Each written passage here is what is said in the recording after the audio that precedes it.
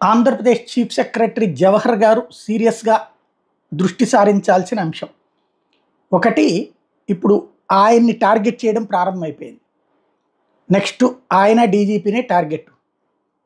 ముందు అధికారులు బదిలీలు వ్యవహారం. ఇప్పుడు మొన్న మీటింగ్ సరిగ్గా ప్లాన్ చేసుకోకుండా మైకుల దగ్గర కూడా జనాలందరినీ మీద పడేటట్టు చేసుకుని దాని చుట్టూ బ్యారికేడ్ కట్టాల్సింది కట్టకుండా చేసుకొచ్చుకున్నది తెలుగుదేశం నిర్వహణ, ప్రధానమంత్రి నరేంద్ర మోడీ. కానీ దానికి కారణం అంటూ ఎస్పీ మీద కంప్లైంట్ పెట్టి ప్రధానమంత్రి ప్రోగ్రాంలోని ఇట్లా చేశారన్నప్పుడు ఆటోమేటిక్గా బదిలీ. అట్లాగే ఇప్పుడు ఎవరి మీద కంప్లైంట్ ఇస్తే వాళ్ళని తీసి పక్కన పెడుతుంటారు. అందులో అవతల తెలుగుదేశం, జనసేన, బీజేపీ జట్టు కట్టి ఉన్నాయి కాబట్టి ఎవరి మీద కంప్లైంట్ ఇచ్చింది. ఇప్పుడు జవహర్ గారిని టార్గెట్ చేస్తారు. కాబట్టి దృష్టి సారించాల్సిన అంశం ఏంటంటే సచివాలయాల దగ్గర మినిమం ఫెసిలిటీ ఒకటి, మంచినీళ్ళు, టెంటు, కూర్చోవడానికి కుర్చీలు వృద్ధులు, అట్లాగే డాక్టర్లను కూడా మనకి అక్కడ మెడికల్ ఇవి ఉన్నాయి కదా, ఎవరన్నా డాక్టర్లను కూడా అక్కడ పెట్టడం బెటర్. ముందు జాగ్రత్త చర్యగా అంబులెన్సుల దగ్గరలో పెట్టిస్తే ఇంకా బెటర్ 108.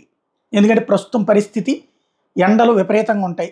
డబ్బులు వదులుకోవడానికి ఎవరు సిద్ధంగా ఉండరు, తీసుకోవడానికి వస్తారు ఏదో ఒక విధంగా. ఇదివరకు వాలంటీర్ అయితే ఒకవేళ ఇదే టైంలో వాలంటీర్ ఉంటే ఈ టైంకి మీరు వెళ్ళి సచివాలయం దగ్గర తీసుకున్నానని చెప్పచ్చు. ఇప్పుడు అట్లా చెప్పే వ్యవస్థ ఉండదు. కాబట్టి సీరియస్గా దృష్టి సారించాల్సిన అవసరం చీఫ్ సెక్రటరీ గారి మీద ఉంది.